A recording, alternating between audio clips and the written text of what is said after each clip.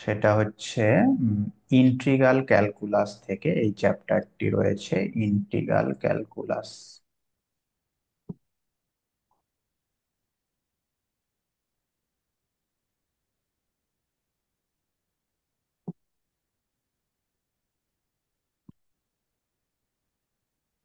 চ্যাপ্টারের নাম হচ্ছে বিটা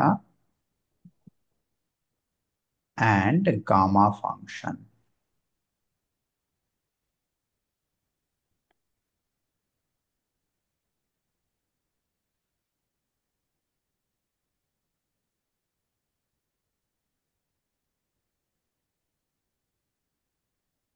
এই দুটো হচ্ছে দুটো স্পেশাল টাইপের ফাংশন, যার সাহায্যে আমরা কিছু কঠিন কঠিন ইন্টিগ্রেশনকে খুব সহজে করে ফেলতে পারবো। ঠিক আছে, এই চ্যাপ্টারের অঙ্কগুলো একদম সোজা, জাস্ট ফর্মুলাগুলো মনে থাকলেই অঙ্কগুলো করা যাবে, অসুবিধা কিছু নেই।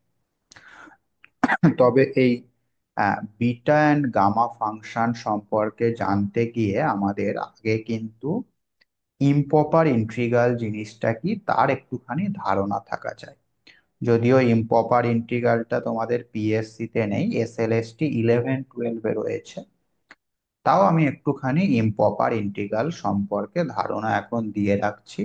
পরবর্তীতে যখন 11-12-এর জিনিসগুলো পড়াবো তখন আমি ইম্প্রপার ইন্টিগ্রালটা পুরোপুরি আলোচনা করব। এখন আমি জাস্ট ইম্প্রপার ইন্টিগ্রালের একটুখানি কনসেপ্ট দিয়ে বিটা গামা ফাংশনের মধ্যে ঢুকে পড়ছি। ঠিক আছে,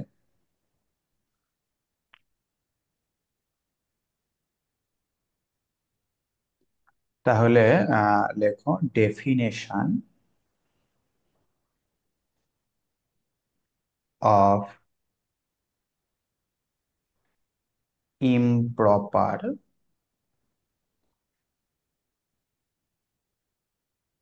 ইন্টিগ্রাল।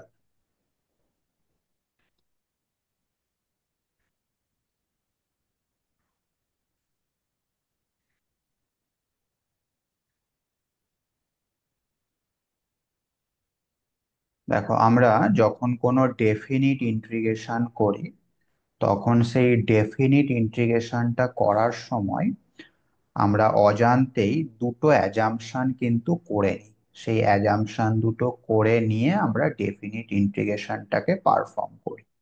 বা এরকম বলতে পারো, ডেফিনিট ইন্টিগ্রেশনের যে ফান্ডামেন্টাল থিওরেম সেটা অ্যাপ্লাই করতে গিয়ে আমাদের দুটো কন্ডিশনকে মেনটেন করতে হয়। সেই কন্ডিশনগুলো কি কি?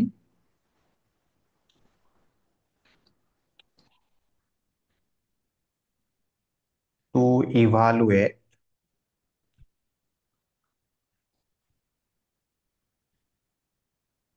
the definite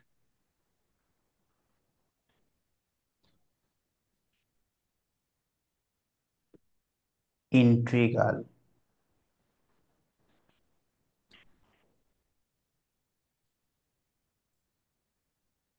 integration a to b fx dx, এই ধরনের ইন্টিগ্রেশন ইভালুয়েট করার সময় we assume,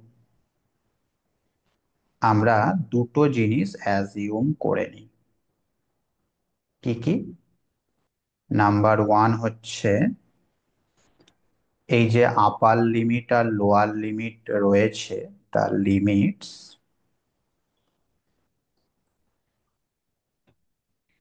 A and B, এই যে দুটো লিমিট রয়েছে এ অ্যান্ড বি, এই দুটোকেই ফাইনাইট হতে হবে। এটা হচ্ছে প্রথম assumption.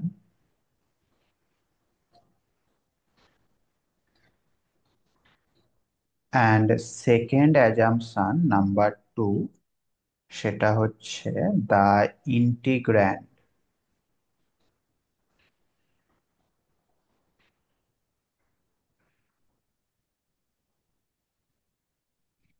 That is f x,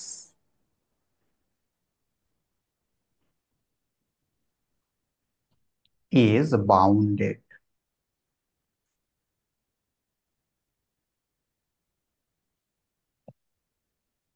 and integrable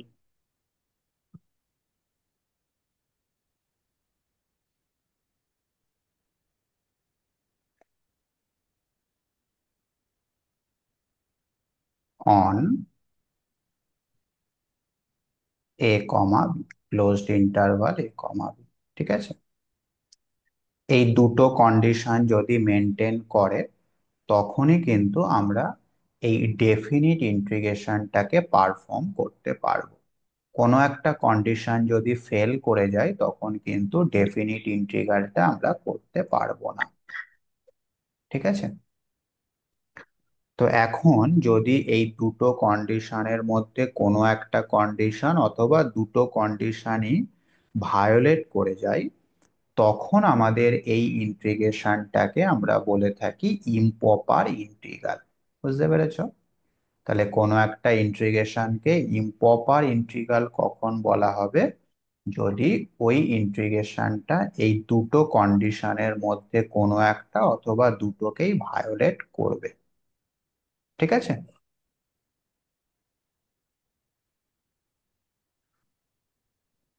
তাহলে প্যারা চেঞ্জ করে লেখো when either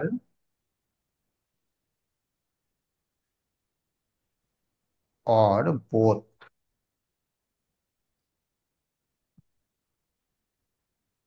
of these assumptions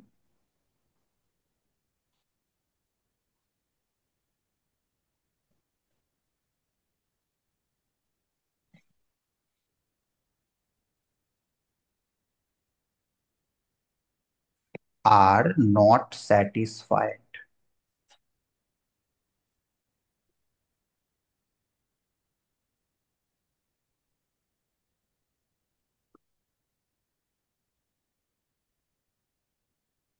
are not satisfied, then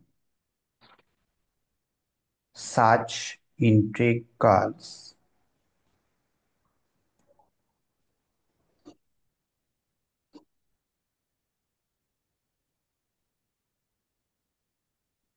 called improper integral।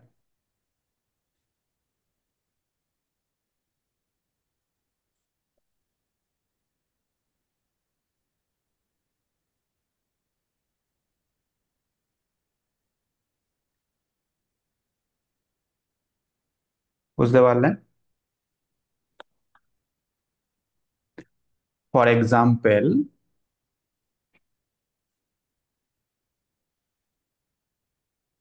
ধরো তোমাকে আমি একটা ইন্টিগ্রেশন দিচ্ছি, ইন্টিগ্রেশন 0 to ∞ 1/1 + x² dx। তো এই ইন্টিগ্রেশনটা কি আমাদের এই দুটো কন্ডিশনকেই মেনটেন করছে? বলো হ্যাঁ কি না, করছে কি করছে না? না স্যার, বাউন্ডেড হচ্ছে না। বাউন্ডেড হচ্ছে না? জিরো থেকে তো ইনফিনিটিভ হচ্ছে। ইনফাইনাইট ফার্স্ট কন্ডিশনটাকে মেনটেন করছে না। হচ্ছে না। ফার্স্ট কন্ডিশনে কি ছিল? লোয়ার লিমিট আর আপার লিমিট দুটোকেই ফাইনাইট ফাইনাইট হতে হবে, কিন্তু এখানে আমাদের আপার লিমিটটা ইনফাইনাইট হয়ে গেল। সুতরাং এটা একটা ডেফিনিট ইন্টিগ্রাল নয়, কিন্তু এটা অবশ্যই একটা ইমপ্রপার ইন্টিগ্রাল। ঠিক আছে,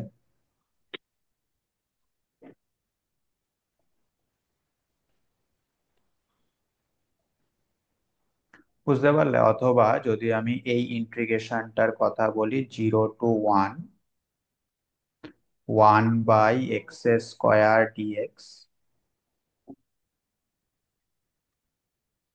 এটা কি ইমপ্রপার? যদি হয় কেন?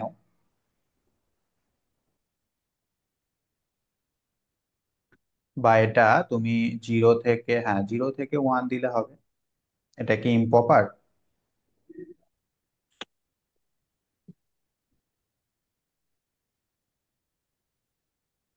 হুম, বলো।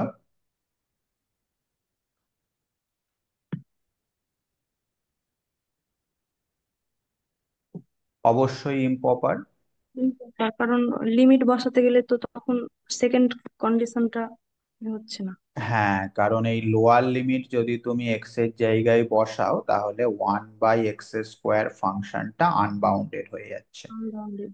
তাহলে সেকেন্ড কন্ডিশনটা এখানে ভায়োলেট করলো। আচ্ছা, তাহলে এই ইন্টিগ্রেশনটা কি ইম্প্রপার নাকি প্রপার বা ডেফিনিট, এই ইন্টিগ্রেশনটা?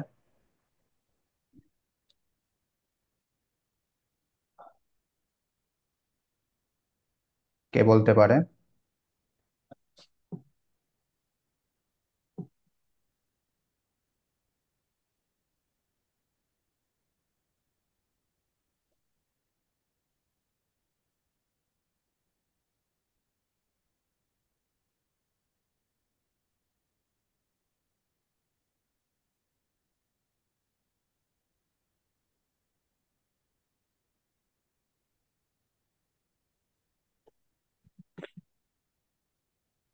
এটাও কিন্তু ইম্প্রপার, তাই না? কেন? কারণ আমাদের ইন্টারভালটা কি রয়েছে দেখো, -1 থেকে 1। এইবার এই ইন্টারভালের মধ্যে থেকে যদি আমরা জিরো নিই, সেই পয়েন্টে তো আমাদের এই ফাংশনটা আনবাউন্ডেড হয়ে যাচ্ছে। ঠিক আছে, আমাদের সেকেন্ড কন্ডিশনটা কি ছিল দেখো, এ থেকে বি ক্লোজড ইন্টারভাল, এর মধ্যে আমাদের ফাংশনটাকে বাউন্ডেড হতে হবে। সেই কারণে এটাও কিন্তু আমাদের অবশ্যই একটা ইম্প্রপার ইন্টিগ্রাল। বুঝতে পারলে? তাহলে ইম্প্রপার ইন্টিগ্রাল কাকে বলে তার কনসেপ্টটা ক্লিয়ার হয়েছে। হুম। এখন প্রশ্ন হচ্ছে যে এই ইম্প্রপার ইন্টিগ্রাল গুলো আমাদের ইভালুয়েট করতে হবে, হ্যাঁ? তো কিভাবে ইভালুয়েট করব? দুই টাইপের ইন্টিগ্রেশন এখানে আমরা দেখতে পেলাম। একটা হচ্ছে যারা 1 নাম্বার কন্ডিশনকে ভায়োলেট করে তারা একটা টাইপের হয়ে যাচ্ছে, যারা 2 নাম্বার কন্ডিশনকে ভায়োলেট করছে তারা আরো একটা টাইপের হয়ে যাচ্ছে। তো এই দুটো টাইপের ইন্টিগ্রেশনের ইভালুয়েশনের প্রসেসটা আমরা একটুখানি এখানে দেখবো, হ্যাঁ? তাহলে প্রথমে যদি আমরা এই ইন্টিগ্রেশনটাকে ইভালুয়েট করতে চাই,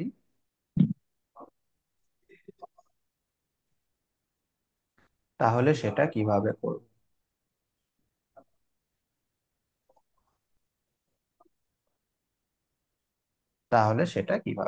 দেখো, প্রসেসটা একটুখানি ভালো করে দেখে নেবে। তো এখানে দেখো আপার লিমিটে ইনফিনিটি রয়েছে। সো আপার লিমিট বা লোয়ার লিমিট যেখানেই ইনফিনিটি থাকুক না কেন, আমরা তার জায়গাতে একটা এ অথবা বি বসিয়ে দেব।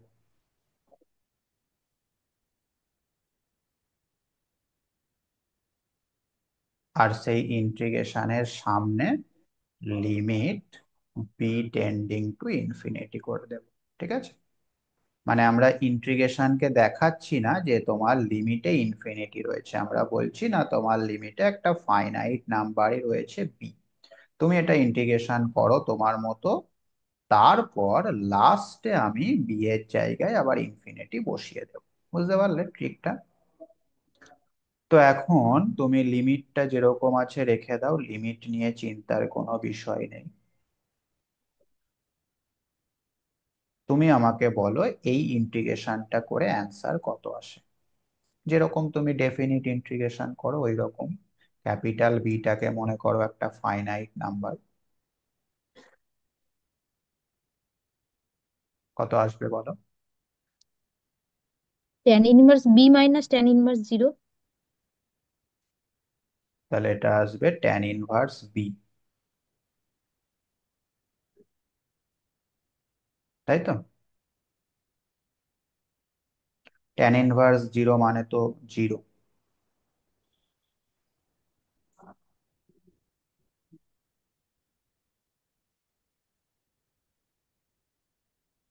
কি, তাই তো নাকি?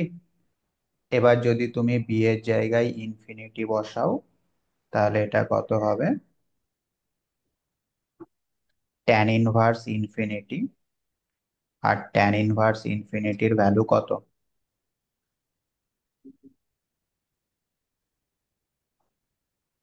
π/2। ট্যান ইনভার্স ইনফিনিটির ভ্যালু হচ্ছে π/2। বুঝতে পারলে? তাহলে এইভাবে আমরা ইম্প্রপার ইন্টিগ্রালকে ইভালুয়েট করব, যখন সেটা ফার্স্ট কন্ডিশনটাকে ভায়োলেট করবে তখন। কথা বুঝতে পেরেছো? হ্যাঁ কি না? হুম। আচ্ছা, এইবার যে ইন্টিগ্রেশনটা আমাদের সেকেন্ড কন্ডিশনকে ভায়োলেট করছে, তাকে ইন্টিগ্রেশন কিভাবে করা যাবে?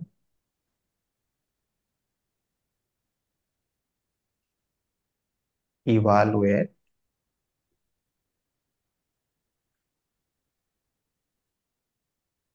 ইন্টিগ্রেশন 0 to 1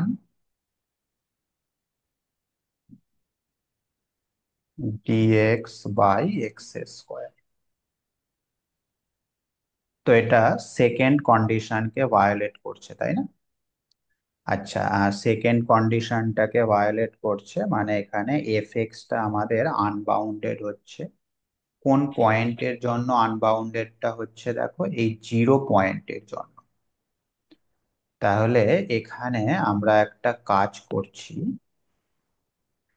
আমাদের ইন্টিগ্রেশনের যে লিমিট ছিল সেটা 0 থেকে 1 না লিখে আমি জিরোটাকে জাস্ট একটুখানি বাড়িয়ে দিচ্ছি, 0 + করে দিচ্ছি।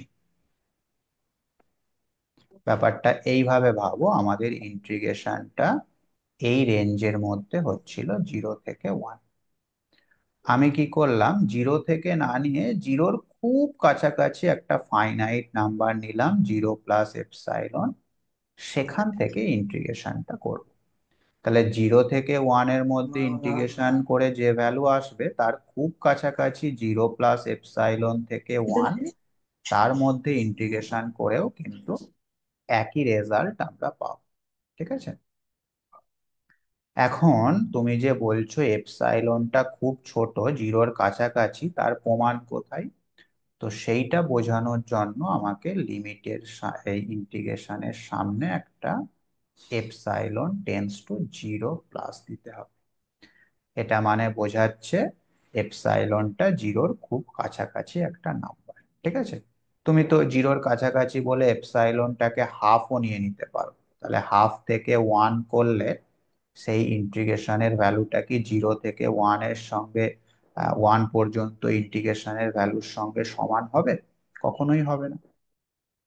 সেই কারণে এপসাইলনটা যে 0-র খুব কাছে রয়েছে সেটা বোঝানোর জন্য আমাদের এই সামনে লিমিটটাকে নিতে হলো। হ্যাঁ, ওকে। তাহলে এবার ওই আগেরটার মতোই লিমিট ε → 0 প্লাস এই ইন্টিগ্রেশনটা করে আমাকে বলো অ্যান্সার কত আসছে।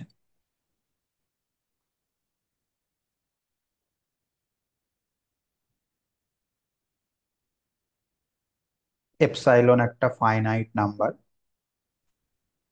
এই, তুই এনে দে তাহলে একটু।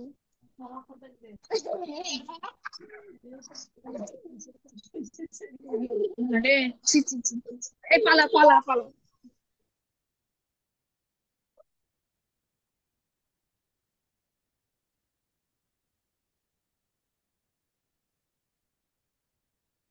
কত আসছে ইন্টিগ্রেশনটা করে?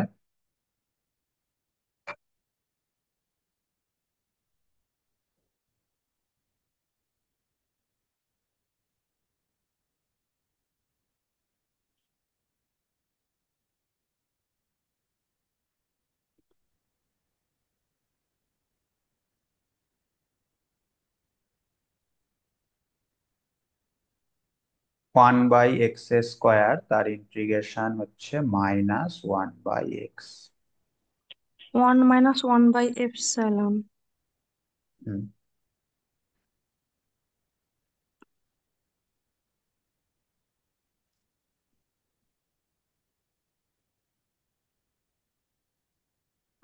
1/ε-1,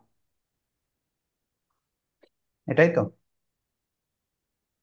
এখন তুমি যদি এপসাইলনের জায়গায় জিরো বসাও তাহলে এটা কিন্তু হয়ে যাচ্ছে অবশ্যই ইনফাইনাইট বা আনডিফাইন্ড। ক্লিয়ার? বোঝা গেছে? কোনো অসুবিধা?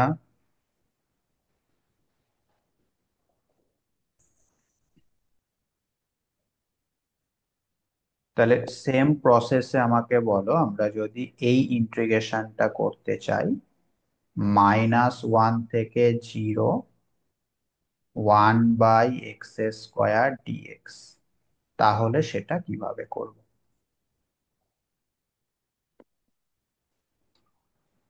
দেখো এখানে যে ফাংশনটি রয়েছে সেটা অবশ্যই আনবাউন্ডেড। কোন পয়েন্টে? 0 পয়েন্টে।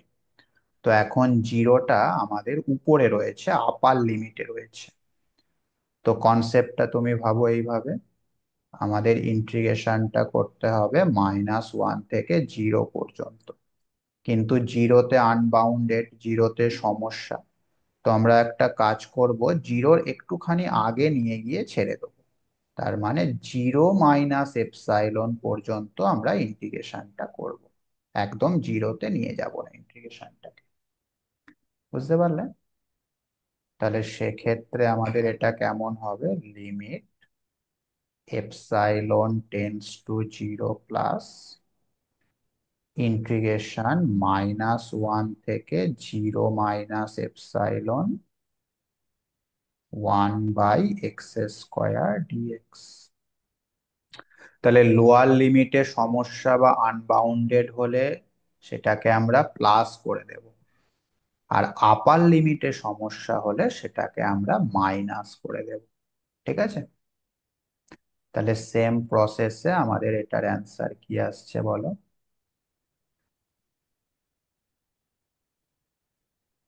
এই ইন্টিগ্রেশনটা করলে কত আসছে অ্যান্সার?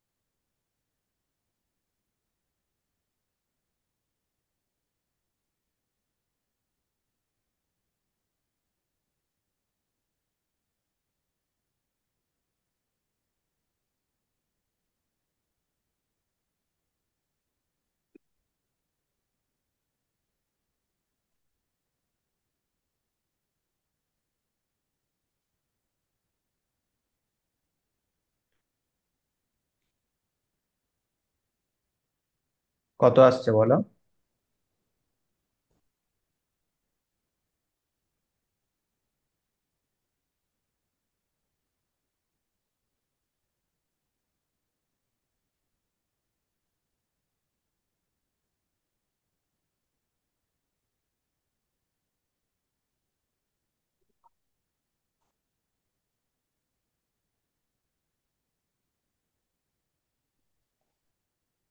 আমার কথা কি শুনতে পাচ্ছ তোমরা? আশা, হ্যাঁ স্যার। বলো এটা ইন্টিগ্রেশন করে কত আসছে?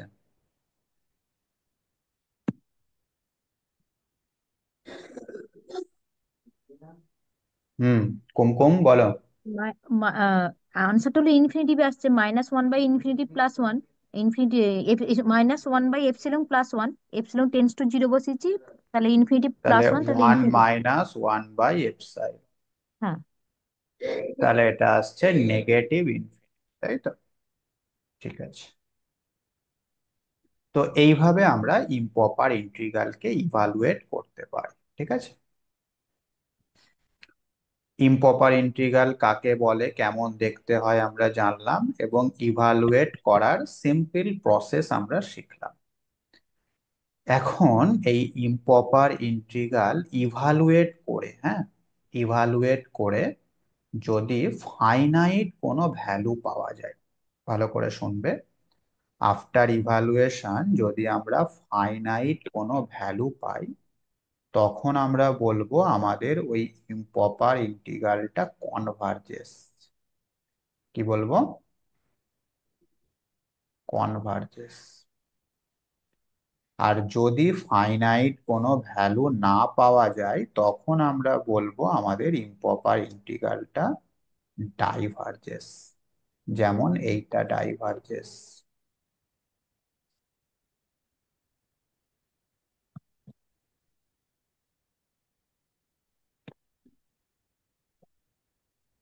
এইটা ডাইভার্জেস।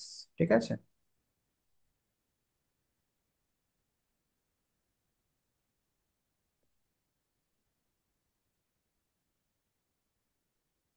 বোঝা গেল?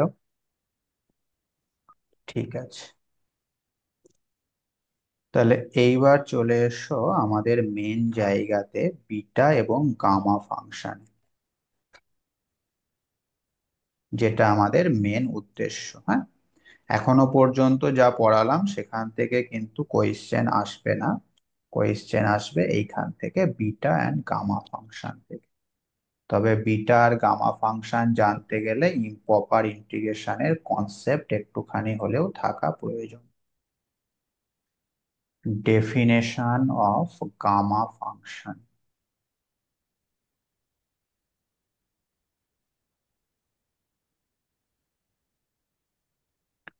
গামা ফাংশন কাকে বলে বা কেমন দেখতে হয়? গামা ফাংশনকে আমরা ডিনোট করে থাকি এইভাবে, ক্যাপিটাল গামা অফ এক্স। এবং এটার ফর্মুলাটা হচ্ছে এইরকম: 0 to ∞, e⁻⁻t, t⁻x−1 dt। এই ফাংশনটার নাম হচ্ছে গামা ফাংশন। লক্ষ্য করে দেখো, এটা টি এর রেসপেক্টে ইন্টিগ্রেশনটা রয়েছে। তাহলে ইন্টিগ্রেশনটা করার পরে সেখানে কিন্তু এক্স আমাদের থেকে যাবে। সুতরাং এর যে অ্যান্সারটা আমরা পাবো তার মধ্যে অবশ্যই একটা এক্স থাকবে। সেই কারণে এটাকে ফাংশন অফ এক্স বলা হয়েছে। হ্যাঁ, এই ইন্টিগ্রেশনটা বা এই ফাংশনটার নামই হচ্ছে গামা ফাংশন। তুমি আমাকে বলতে পারবে যে এই ফাংশনটা ইম্প্রপার ইন্টিগ্রাল নাকি প্রপার ইন্টিগ্রাল বা ডেফিনিট ইন্টিগ্রাল? এটা কি ইম্প্রপার নাকি প্রপার?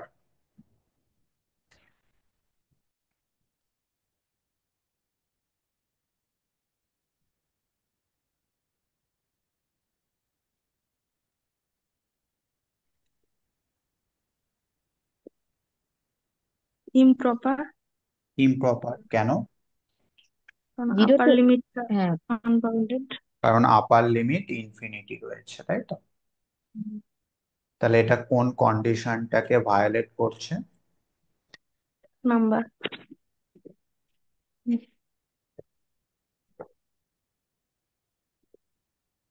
Number one. আমি যদি বলি এটা নাম্বার ওয়ান এবং নাম্বার টু দুটোকেই ভায়োলেট করছে।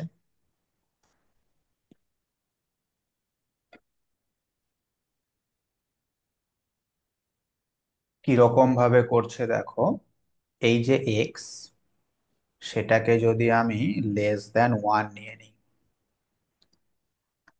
এক্সটাকে যদি আমি লেস দ্যান 1 নিয়ে নিই, তাহলে x−1 যেটা সেটা নেগেটিভ হয়ে যাবে। তার মানে t⁻x−1 সেটা টেন্ডিং টু ইনফিনিটি হয়ে যাবে অ্যাজ t টেন্ডিং টু 0। হবে কিনা? সুতরাং এই 0 পয়েন্টে কিন্তু আমাদের এই ফাংশনটা আনবাউন্ডেডও হবে যখন এক্সটা 1-এর থেকে ছোট তখন। ঠিক আছে। তাহলে এই ইন্টিগ্রেশনটা 1 নাম্বার এবং 2 নাম্বার দুটো কন্ডিশনকেই ভায়োলেট করছে। সো এটা একটা ইম্প্রপার ইন্টিগ্রাল। ঠিক আছে। মনে থাকবে গামা ফাংশন কাকে বলে বা দেখতে কেমন হয় তার ডেফিনেশনটা।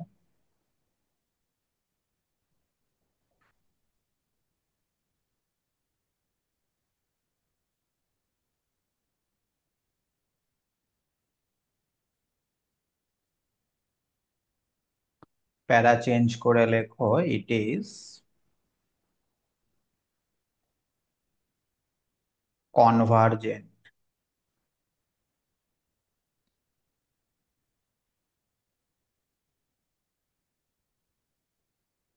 when x greater than 0। Convergent কি বা কখন হয় আমি একটু আগেই বলেছি। তাহলে এক্স যদি জিরোর থেকে বড় কিছু নেওয়া হয়, তাহলে আমাদের এই ইন্টিগ্রেশনের অবশ্যই একটা ফাইনাইট ভ্যালু পাওয়া যাবে, অর্থাৎ এই ইন্টিগ্রেশনটা কনভার্জেন্ট। এমসিকিউতে দিয়ে দেবে এই ফাংশনটা তুলে, বলবে এটা কখন কনভার্জেন্ট, চারটে অপশন থাকবে, তার মধ্যে এক্স গ্রেটার দেন জিরো একটা অপশন থাকবে। তখন কোন অপশনটাকে নিতে হবে? অবশ্যই এক্স গ্রেটার দেন জিরো। এবার যদি বলো কেন এটা কনভার্জেন্ট এক্স গ্রেটার দেন জিরোর জন্য, সেটা আমি যখন ইম্প্রপার ইন্টিগ্রাল করাবো তখন আমি বিভিন্ন থিওরেমের মাধ্যমে এটা করে দেখাবো কেন এক্স গ্রেটার দেন জিরোর জন্য এটা কনভার্জেন্ট। আপাতত তোমাকে এটা মুখস্থ রাখতে হবে যে গামা ফাংশন কনভার্জেন্ট হয় for x greater than zero. Hmm.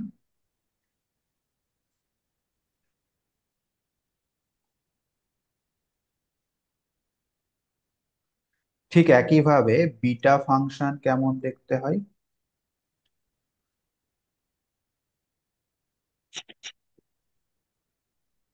Definition of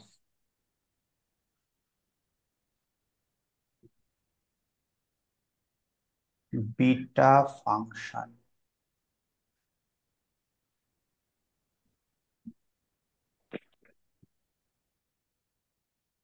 beta ফাংশনকে আমরা ডিনোট করি এইভাবে বি।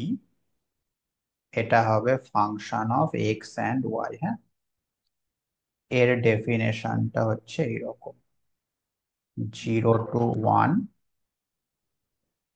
t⁻x−1 1 - t⁻y−1 সঙ্গে হচ্ছে ডিটি।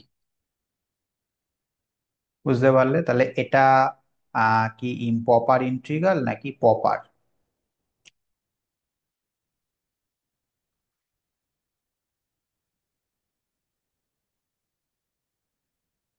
এটা কি ইম্প্রপার নাকি proper?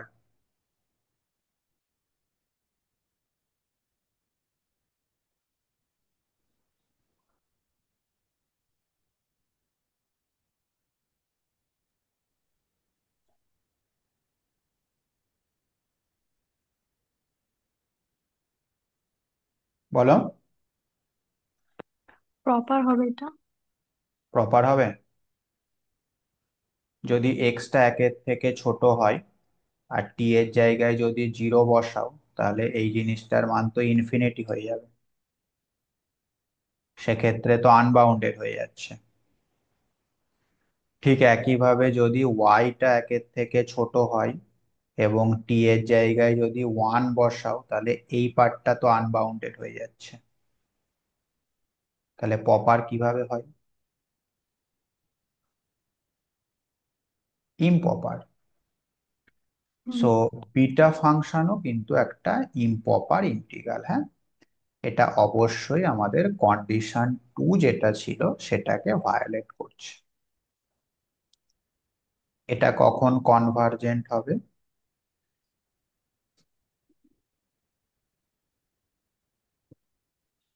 It is convergent when x greater than 0 and y greater than 0। হুম? তাহলে আগেরটা যেমন হলো এক্স গ্রেটার দেন জিরোর জন্য কনভার্জেন্ট, বিটা ফাংশনটা কখন কনভার্জেন্ট হবে? যখন এক্স গ্রেটার দেন জিরো এবং তার সাথে সাথে ওয়াই গ্রেটার দেন জিরো। তাহলে এখান থেকে তোমাকে কি কি মনে রাখতে হবে? গামা ফাংশন কেমন দেখতে হয় এবং সেটা কখন কনভার্জেন্ট, বিটা ফাংশন কেমন দেখতে হয় এবং সেটা কখন কনভার্জেন্ট। বোঝা গেছে? এইবার এই বিটা ফাংশন এবং গামা ফাংশনের উপর কিছু প্রপার্টিজ বা কিছু রেজাল্ট আমাদের জানতে হবে, যে রেজাল্ট গুলো ডাইরেক্টলি পরীক্ষায় আসতে পারে এমসিকিউ আকারে, এবং যখন আমরা প্রবলেম সলভ করব তখন এই রেজাল্ট গুলোর মাধ্যমেই আমরা প্রবলেম গুলোকে সলভ করব। এই পর্যন্ত যদি কারোর কিছু বলার থাকে বলতে পারো।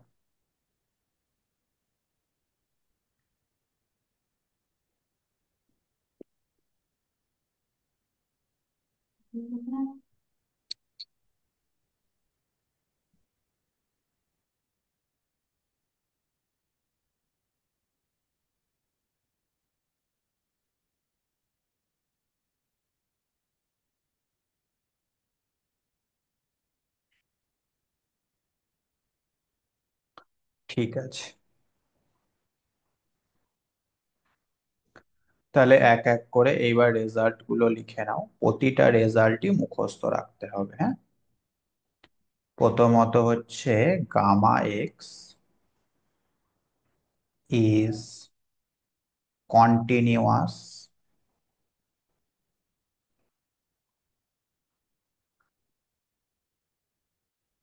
and differentiable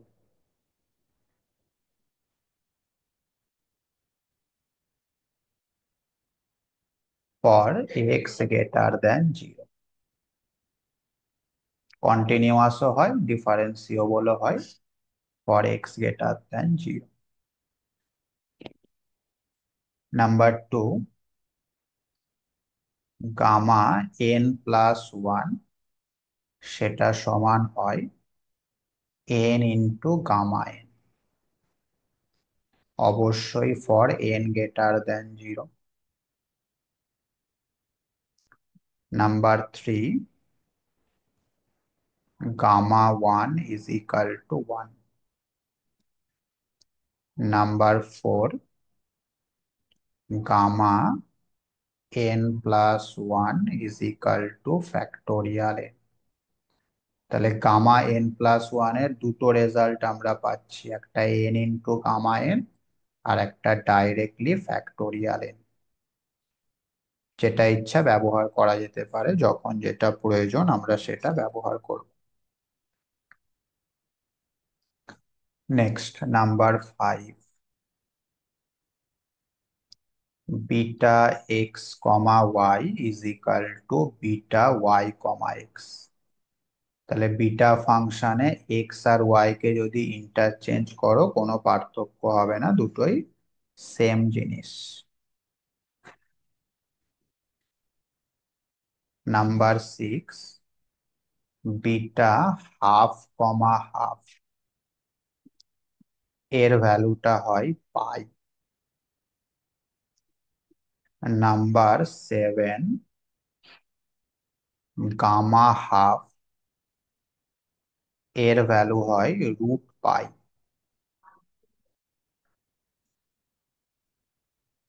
আচ্ছা, নাম্বার 8, এটা হচ্ছে বিটা ফাংশন এবং গামা ফাংশনের মধ্যে রিলেশন। বিটা এক্স ওয়াই সেটাকে আমরা গামার মাধ্যমে এইভাবে লিখতে পারি, gamma x into gamma y by gamma x plus y. ঠিক আছে। আচ্ছা, number 9, gamma m into gamma 1 - m, এটা হচ্ছে পাই কোসেক এম পাই। এটা তখনই ভ্যালিড যখন এম এর মান 0 থেকে 1 এর মধ্যে কিছু হবে, তখন। তার বাইরে এই রেজাল্টটার কোনো ভ্যালিডিটি নেই। নাম্বার 10, এটাও খুব ইম্পর্টেন্ট একটা result, root pi gamma 2x is equal to 2 to the power 2x minus 1 gamma x gamma x plus half for x greater than 0। এই ফর্মুলাটার নাম হচ্ছে ডুপ্লিকেশন ফর্মুলা। হ্যাঁ, এইগুলো থেকে ডাইরেক্ট এমসিকিউ সেট হবে কিন্তু। আচ্ছা, আরো রেজাল্ট আছে।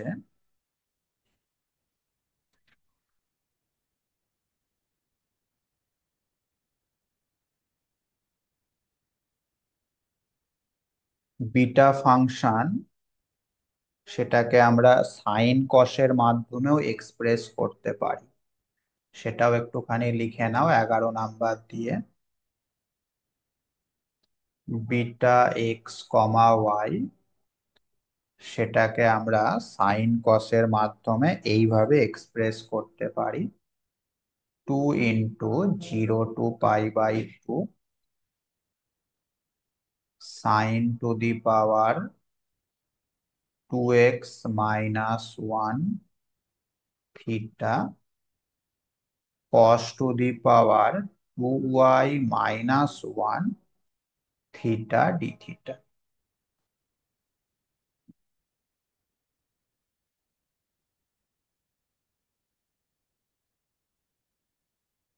এছাড়াও বিটা ফাংশনকে আরো একরকম ভাবে লেখা যায়।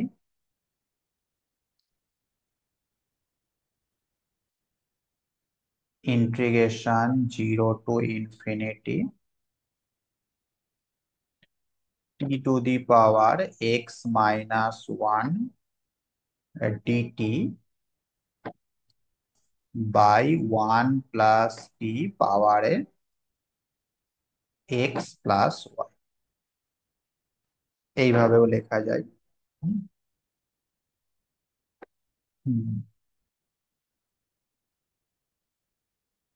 Next number 13,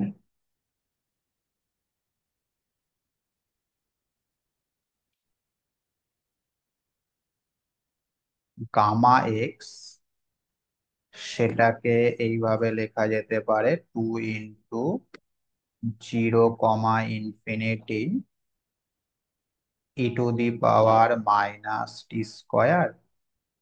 t⁻2x - 1 dt।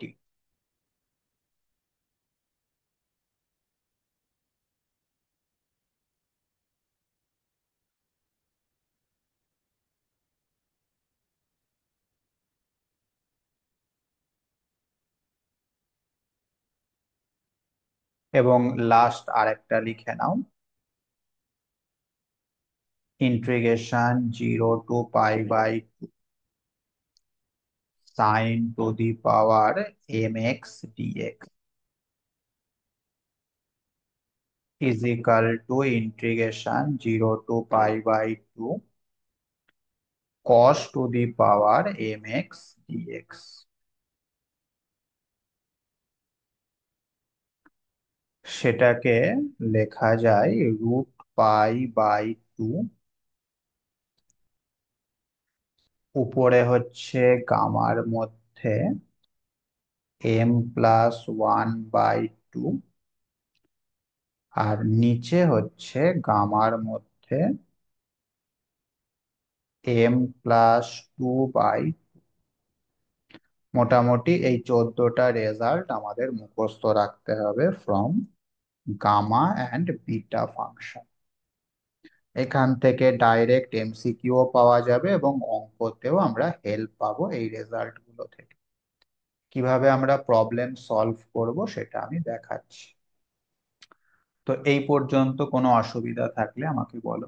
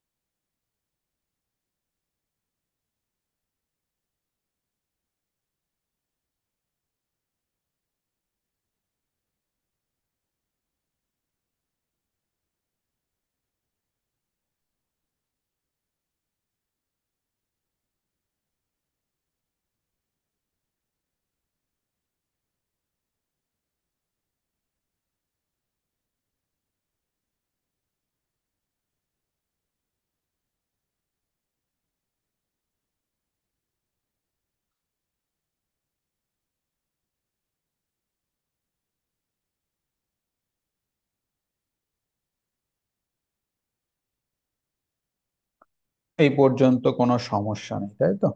ঠিক আছে, তাহলে লেখো প্রবলেম।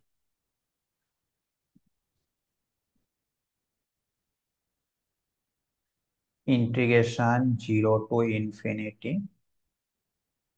e⁻⁻x x⁻³ dx। তো প্রথমত আমাকে এখানে বলো যে এটা গামা ফাংশনে পড়বে না বিটা ফাংশনে পড়বে, এইটুকু বলতে পারলেই হবে।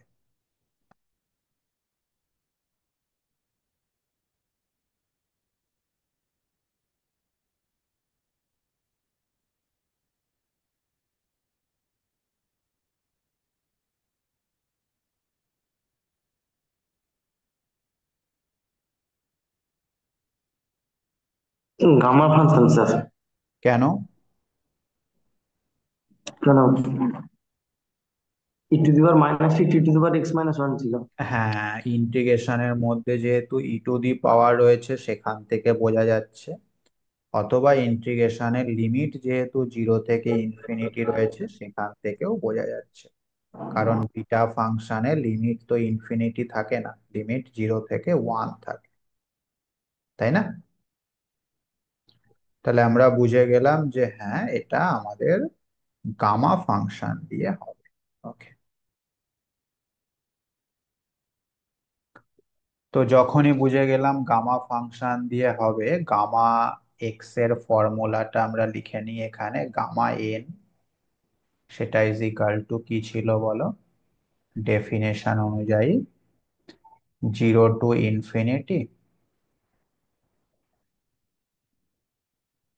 e⁻−t x⁻, তার মানে t⁻, n−1 ছিল নাকি 1 - n ছিল?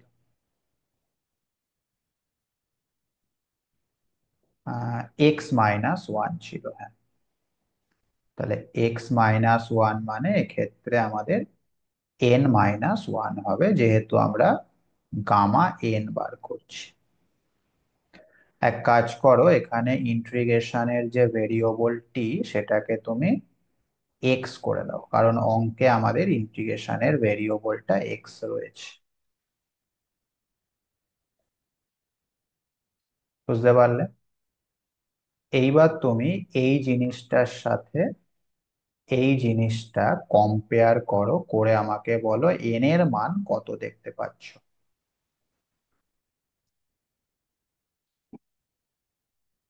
এই দুটো কম্পেয়ার করে আমাকে বলো এন এর মান কত তুমি এখানে দেখতে পাচ্ছ। 5/2। হুম,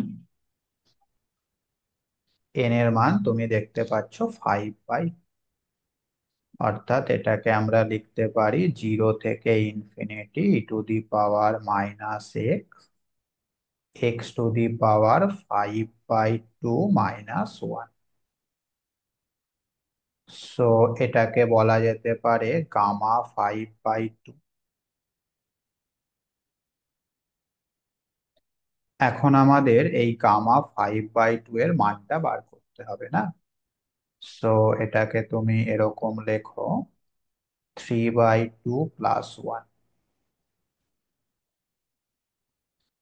দিয়ে এই 2 নাম্বার রেজাল্টটা ইউজ করো। 2 নাম্বার রেজাল্ট অনুযায়ী কি হবে বলো? 3/2 ইন্টু গামা 3/2। আচ্ছা, গামার মধ্যে যে 3/2 রয়েছে সেটাকে আবার লেখো ½ + 1। আবার তুমি 2 নাম্বার রেজাল্টটা ইউজ করো, তাহলে এটা হবে হাফ গামা হাফ।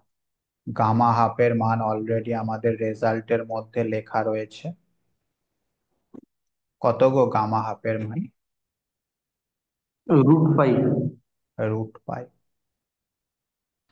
তাহলে এই ইন্টিগ্রেশনটার ভ্যালু কত হয়ে গেল বলো? 3/4 × √π। বুঝতে পারলে? এইভাবে আমরা এই চ্যাপ্টারের অঙ্কগুলো করব, ডেফিনেশন ইউজ হবে এবং যে রেজাল্ট গুলো লিখেছি সেই রেজাল্ট গুলো ইউজ হবে। কে বুঝতে পারলে না আমাকে বলো।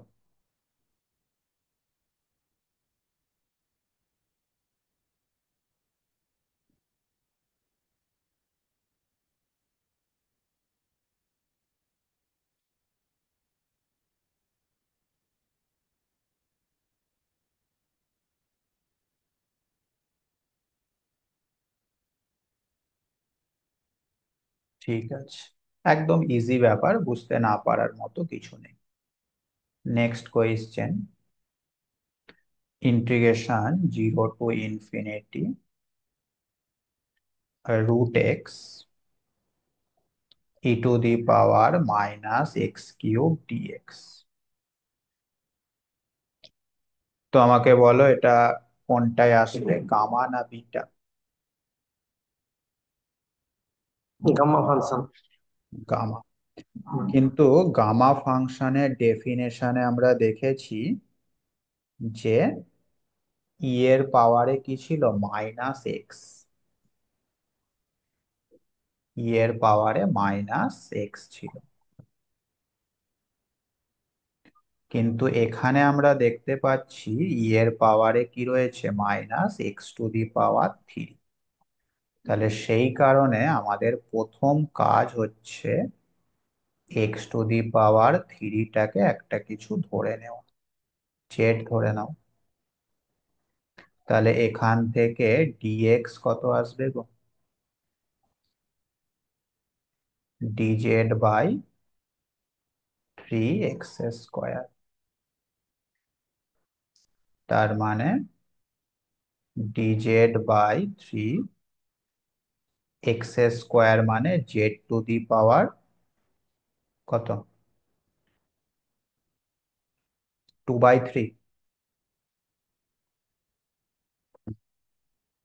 বসিয়ে দাও মানটা, 0 থাকলো।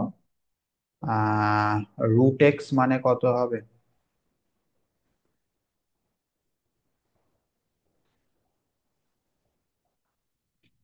হুম? এখান থেকে x হচ্ছে z⁻1/3, তাহলে √x মানে হবে z⁻1/6 e⁻−z dz/3 z⁻2/3। তাহলে 1/3টা চলে আসলো সামনে, ইন্টিগ্রেশন 0 to ∞ e⁻−z সঙ্গে z এর পাওয়ারে কত থাকবে বলো।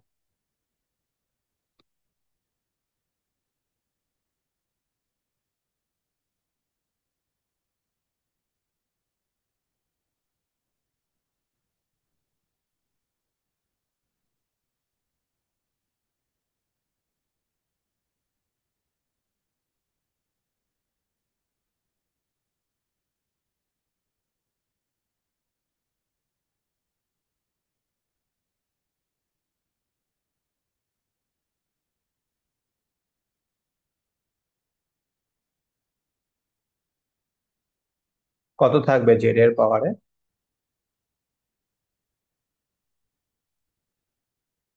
-½ হবে। -½ ঠিক তো? হ্যাঁ স্যার। আচ্ছা, তাহলে এটাকে যদি আমরা গামা ফাংশনে নিয়ে আসতে চাই,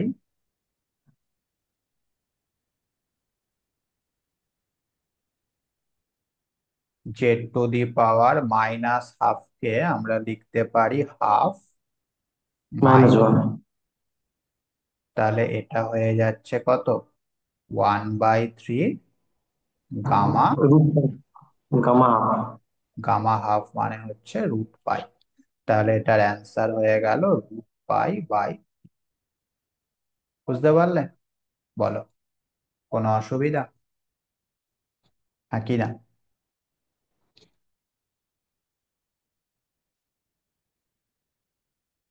2012-তে যে পিএসসি হয়েছিল অ্যাসিস্ট্যান্ট টিচার, সেখানে এই গামা ফাংশন থেকে দুটো কোয়েশ্চেন দিয়েছিল।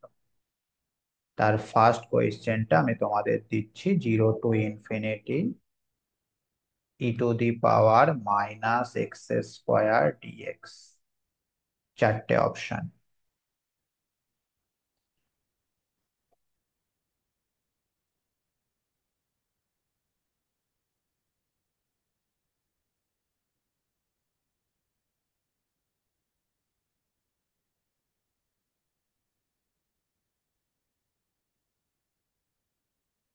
দেখি কে বলতে পারে কোনটা হবে এর সঠিক উত্তর।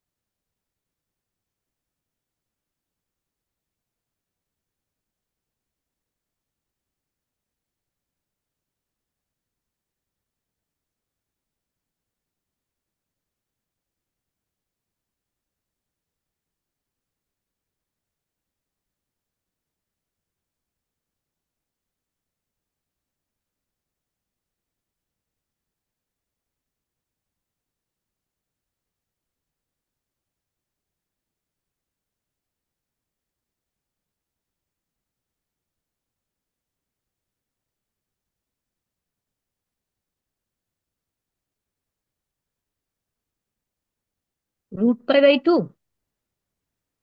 Five by two. √π/2।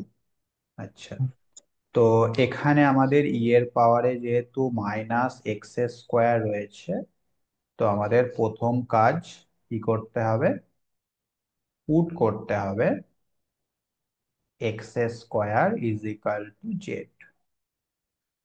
সেখান থেকে dx কত পেয়েছো?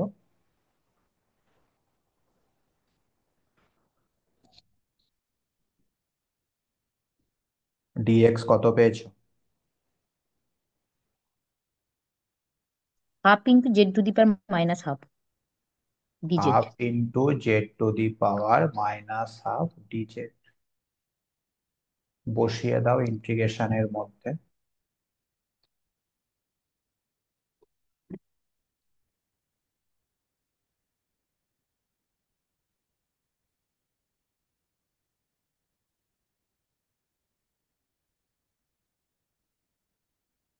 তাহলে এটাকে গামা ফাংশনের মতো করে সাজিয়ে নাও।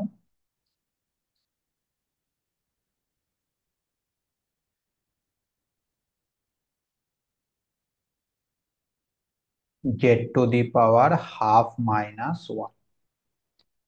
dz। সো এটা হয়ে যাচ্ছে আমাদের হাফ গামা হাফ, তার মানে √π/2, তাই তো? Option C. আরো একটা কোয়েশ্চেন ছিল 2012-তে, সেটাও দিচ্ছি, সেটাও পারবে তোমরা। βm+1, n plus βm, n+1, সেটা = কত হবে? চারটে অপশন: 2βm,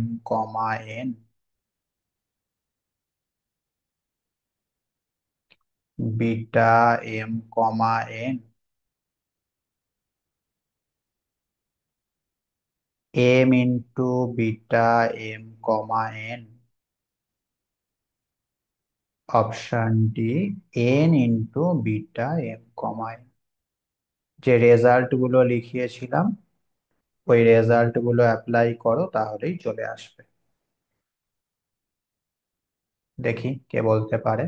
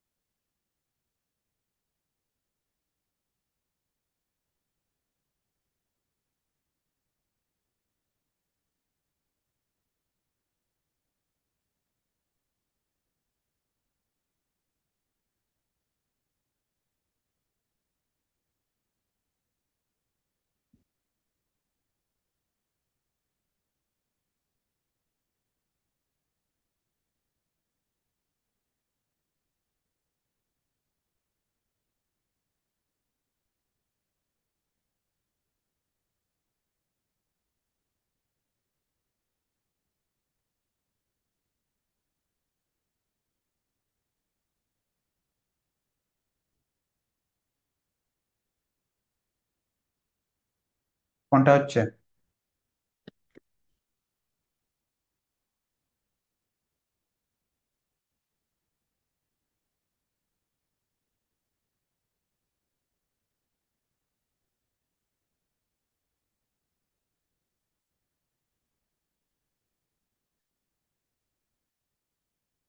বিটা ফাংশন আর গামা ফাংশনের মধ্যে যে রিলেশনটা ছিল, বিটা এম এন হবে, বিটা এম এন।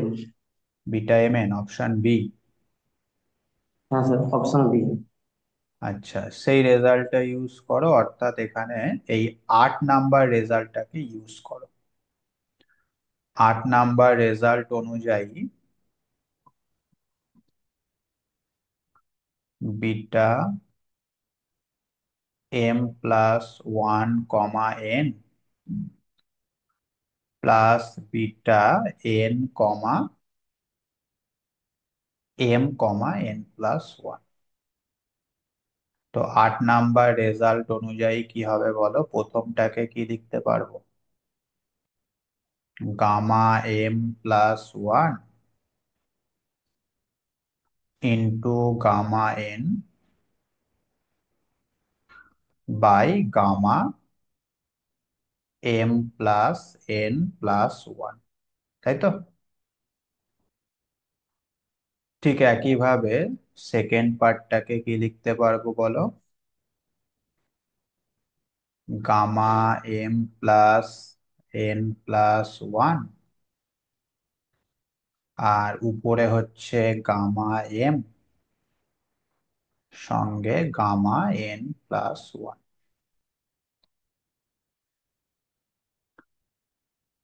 লসাগু করে দাও, নিচেরটা সেম।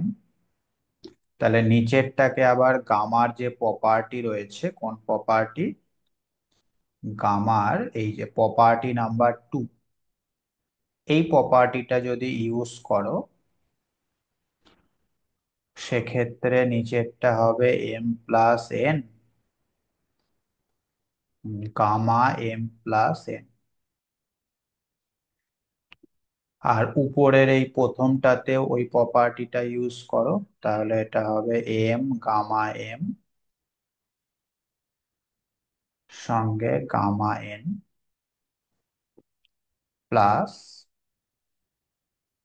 এক্ষেত্রেও ওই প্রপার্টিটা ইউজ করো, n, সঙ্গে গামা m। তাহলে উপর থেকে gamma m, gamma n common চলে গেল, পড়ে থাকছে ব্র্যাকেটের মধ্যে m+n, আর নিচেতেও ব্র্যাকেটের মধ্যে m+n, সঙ্গে থাকছে গামা m+n। এটা এটা ক্যান্সেল করে দাও, যেটা পড়ে থাকছে সেটা মানে হচ্ছে বিটা এম। বোঝা গেল? বুঝতে পারলে, হ্যাঁ কি না? হ্যাঁ। ওকে, চলে এসো নেক্সট প্রবলেমে। খুব important problem, 0 to π/2 √tan x dx। এই অঙ্কটা যদি ডেফিনিট ইন্টিগ্রালের মাধ্যমে করতে চাও, অবশ্যই অনেক বড় হয়ে যাবে। এক্ষেত্রে কিন্তু অনেকটা সোজা হবে জিনিসটা। হুম?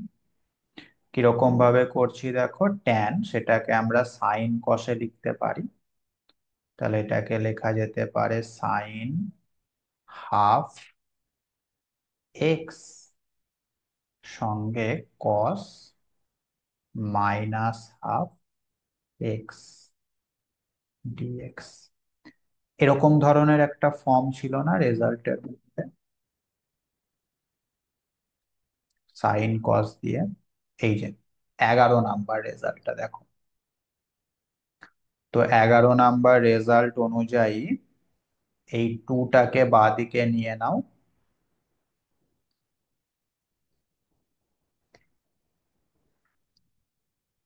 তাহলে বিটার মধ্যে কত থাকবে বলো? দেখো এখানে পাওয়ারে হাফ রয়েছে, সাইনের পাওয়ারে, আর ফর্মুলাতে সাইনের পাওয়ারে রয়েছে 2x-1। তাহলে 2x-1 সেটা সমান যদি তুমি হাফ করো, সেক্ষেত্রে এক্স কত পাওয়া যাচ্ছে? 3/4 হবে স্যার। 3/4। তাহলে বিটার মধ্যে প্রথমটা হবে 3/4, একইভাবে দ্বিতীয়টা কত হবে বলো, মানে ওয়াই এর মানটা কত আসছে?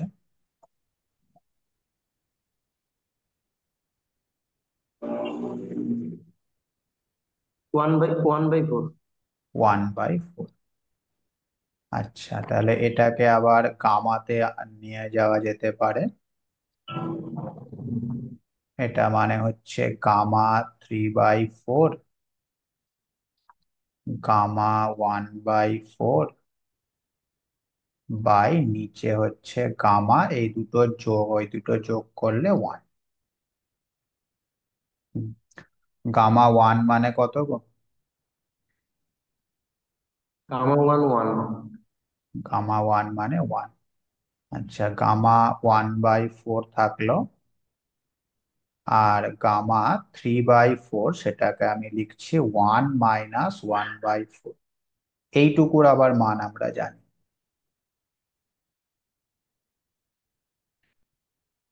কত নাম্বার রেজাল্ট?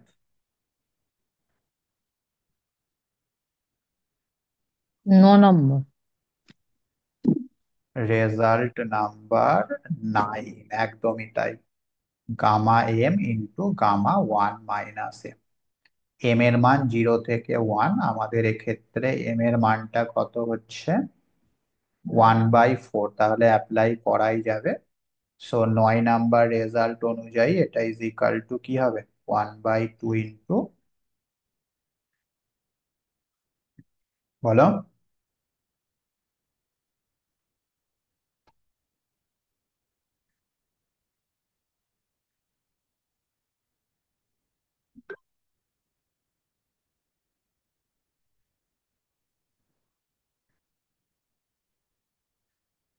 কোসেক পাই/4 হয়ে যাবে। পাই পাই কোসেক কোসেক পাই/4। পাই/4, এটার ভ্যালু কত?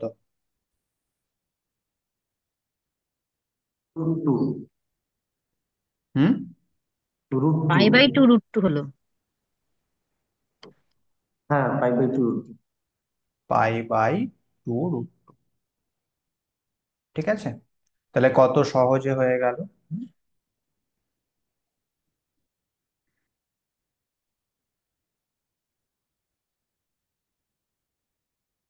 নেক্সট,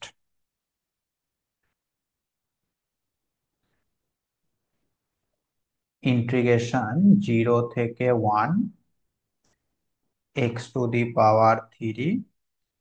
1 - x² পাওয়ারে 5/। আচ্ছা, এটা বিটাতে হবে না গামাতে হবে, কি মনে হচ্ছে দেখে? Beta beta. Function. Beta function. কেন?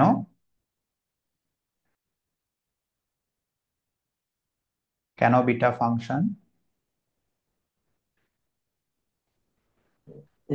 ই তো নেই আর, লিমিটটা তো 0 to 1। হ্যাঁ, তাহলে বিটা ফাংশনে দেখো t⁻² কিছু একটা ছিল, আর সঙ্গে 1 - t পাওয়ারে কিছু একটা ছিল। কিন্তু এখানে আমাদের 1 - t তো নেই, এখানে আছে 1 - x²। তাহলে এই x²টাকে একটা কিছু ধরে নাও।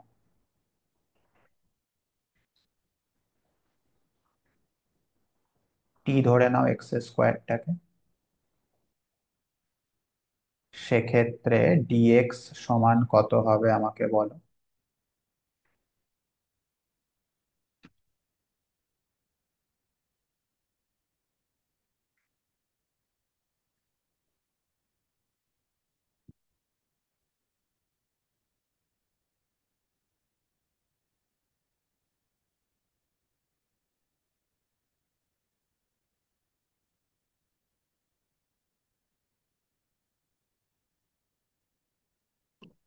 Half t to the power minus half dt. Half t to the power minus half dt. তাহলে সেটা এখানে বসিয়ে দিলে লিমিট 0 থেকে 1ই থাকবে। 1 আর t to the power x square মানে টি, তাহলে টি টু দি পাওয়ার হাফ তার পাওয়ারে 3, 1 মাইনাস টি পাওয়ারে 5/2, আর ডিএক্স মানে হচ্ছে half t to the power minus half D. তাহলে হাফ সামনে নিয়ে নাও, 0 থেকে 1, টি এর পাওয়ারে ফাইনালি কত থাকছে বলো দেখি? 1 থাকবে। 1। আর 1 মাইনাস টি তার পাওয়ারে 1 থাকবে। আচ্ছা, 1 মাইনাস টি তার পাওয়ারে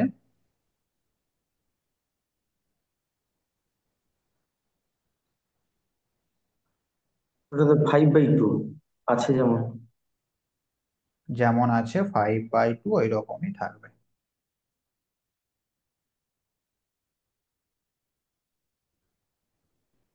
হুম। সো এটাকে এবার সাজাও। টি টু দি পাওয়ার 1 সেটাকে লেখা যেতে পারে 2 - 1।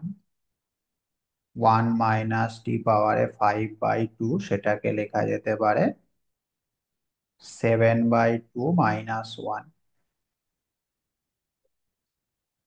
তার মানে এটা হয়ে যাচ্ছে আমাদের বিটা 2, 7/2। এবার এটাকে ভাঙো, গামাতে নিয়ে যাও। গামা 2, গামা 7/2 বাই গামা, এই দুটো যোগ করলে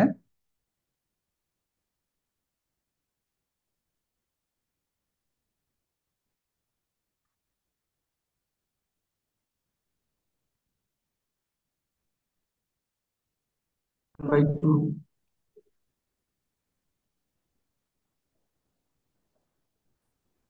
হুম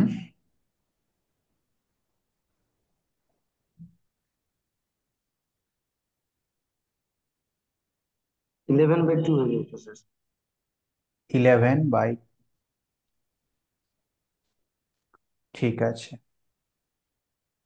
আচ্ছা, গামা 2 সেটা মানে কত হবে?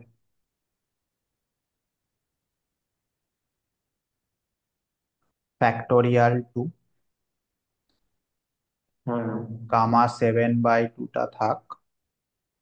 নিচে দেখো গামা 11/2 আছে, সেটাকে লেখা যেতে পারে কত? 9/2 +1, তাই না? তাহলে ফ্যাক্টোরিয়াল 2 কেটে গেল, উপরে থাকছে গামা 7/2, নিচে হয়ে যাচ্ছে 9/2 ইন্টু গামা 9/2। গামা 9/2টাকে আবার কেমন লেখা যেতে পারে?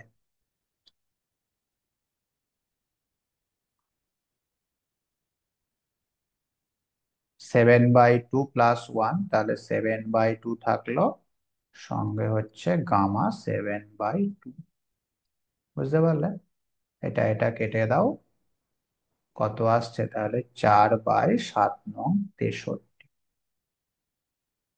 কথা বোঝা গেল, হ্যাঁ কি না?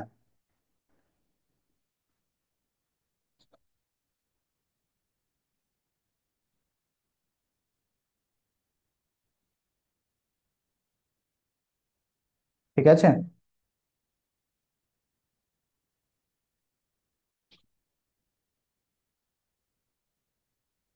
তাহলে ঠিক একই রকম ভাবে এই প্রবলেমটার সলিউশন কত আসছে আমাকে বলো? 1 minus x⁴ whole to the power half. এটার অ্যান্সার কত আসবে আমাকে বলো? হিন্টস আমি দিয়ে দিচ্ছি, x⁴ সমান এখানে t বসাতে হবে।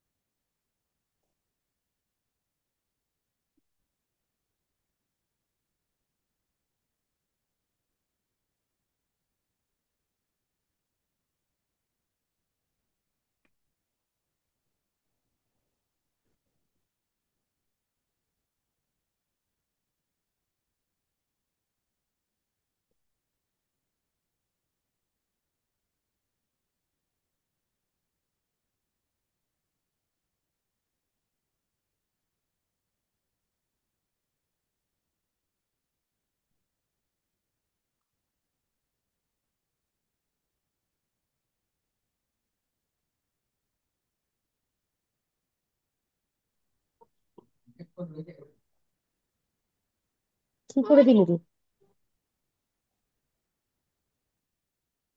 হুম।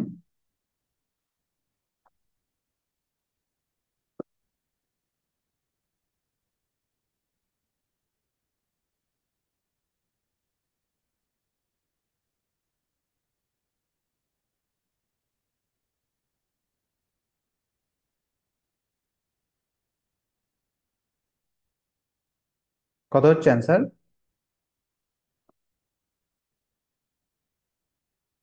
কি গো? দাঁড়াবাটি দাঁড়াবাটি। এটা আমি অ্যান্সারটা বলে দিচ্ছি। হুম, বাড়িতে মিলিয়ে দেখবে।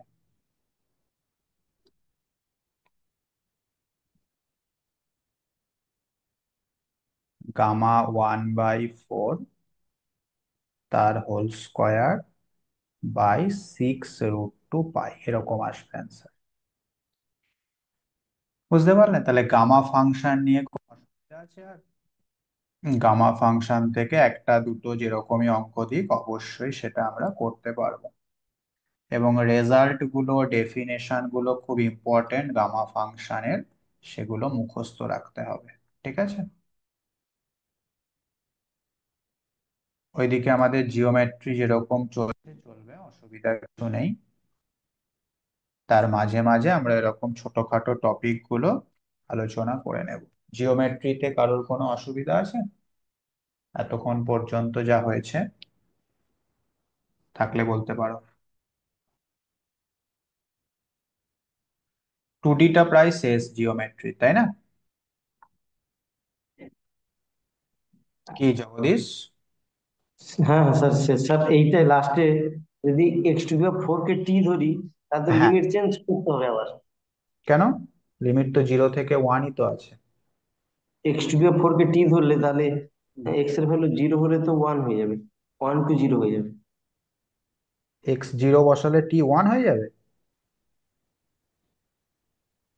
না, t টোটাল t ইজ ও ইকাল না, এটা টু x আমার to the power sir 4 last gamma 1/4, ওটাকে কি করব? ওটা ওরকমই থাকবে, ওই যে মানে না এগুলো। স্যার, অ্যান্সারে। 1 অ্যান্সারে মাইনাস দেখ। X two the power 4 Z ধরলে লিমিটটা না চেঞ্জ না, হবে। 1 - x⁴ কে ধরবে স্যার কেন? আনসারটা শুধু একবার এক্স টু বলুন। দি পাওয়ার ফোর কে জেড ধরবে। আচ্ছা আচ্ছা, ঠিক আছে ঠিক আছে স্যার।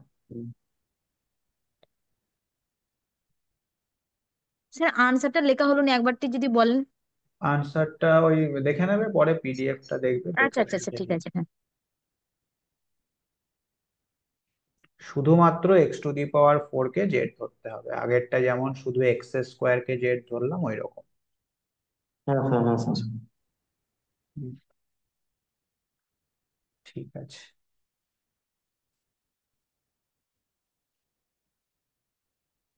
ঠিক আছে, রাখো তাহলে। আর মক টেস্ট গুলো দিচ্ছ তো তোমরা নাকি? প্রি মক টেস্ট যেগুলো নেওয়া হচ্ছে, অ্যালজেব্রার উপর নেওয়া হয়েছে, যদি না দিয়ে থাকো দিয়ে দেবে। হুম। এবং নেক্সট মক টেস্ট কি বলেছি? গ্রুপ, রিং এবং সেট রিলেশন ম্যাপিং, সেগুলো তোমাদের কিন্তু অলরেডি পড়ানো হয়ে গেছে।